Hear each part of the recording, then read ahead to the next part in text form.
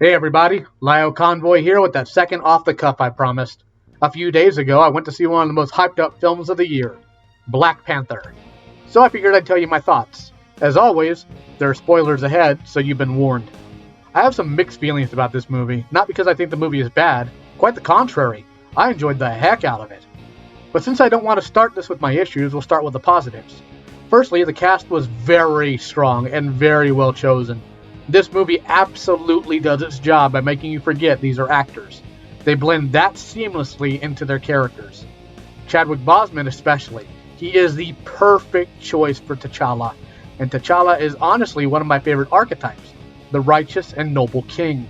Whether it be King Arthur or the Lord of the Thundercats, I love these types of characters, and Black Panther works very well in that role. He doesn't take a life unless he has no choice, even if it's his most hated enemy. He's open to new ideas while being mindful of the past. He's troubled by the questionable actions of his ancestors and those around him. It's just great. I could gush more about this archetype, but I need to get going here. The story is very strong, though slightly predictable because, well, nothing is new, but it's all done in a creative enough way to not be boring or stale. The cinematography is great, with excellent use of angles. The writing is fairly solid with thoughtful dialogue, and like all thoughtful dialogue, it talks about the issues of the modern world.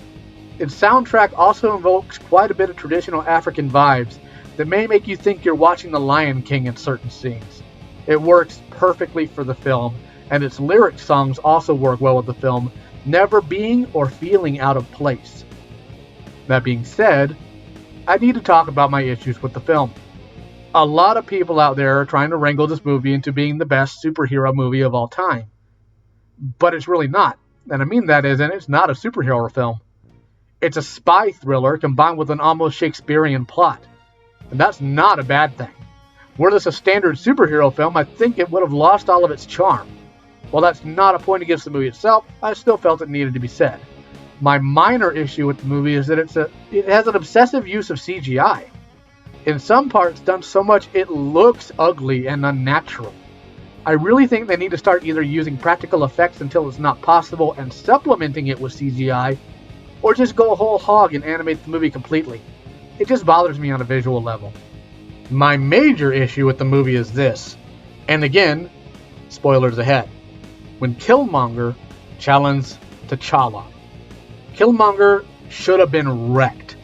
T'Challa is one of the most skilled combatants in hand-to-hand in Marvel.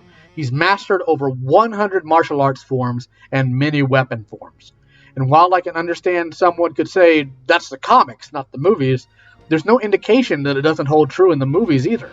You know Tony is a genius because of his actions. Same with T'Challa, due to how he's fought other characters in the last Avengers movie. And yes, Killmonger has a high kill count from the military and special ops. But there's no indication that was in hand-to-hand combat. The high body count was likely done with firearms. There is no branch of military or special ops to my knowledge that will teach you hand-to-hand or weapon arts equal to T'Challa's training. The movie makes it very clear that Killmonger grew up poor. He didn't have the time, resources, or backing to become T'Challa's equal in combat. The weapons alone should have been enough to wipe Killmonger out. As a man that uses swords myself, I can tell you that firearm training does not translate to melee weaponry. That's what really broke the illusion of disbelief for me, and it could have been very easily corrected by, say, Wakabi placing poison on Killmonger's blade because he sympathized with him, or Killmonger just cheating. That could have been fixed so easily, but it wasn't, and that's going to stick with me. All of that aside, though, I'd honestly give Black Panther an 8 out of 10. I am highly recommending you to go see it. It really is an enjoyable film, even with my complaints. Feel free to comment below your thoughts, follow me on social media, or support me on Patreon. Special thanks to my patron Avis for the support. Take care.